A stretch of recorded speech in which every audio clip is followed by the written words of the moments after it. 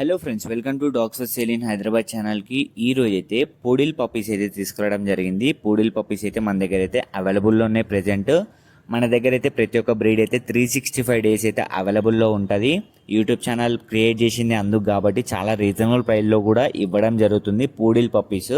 మీకు ఎవరికైనా కావాలనుకుంటే కనిపిస్తున్న నెంబర్కి అయితే కాల్ చేయండి.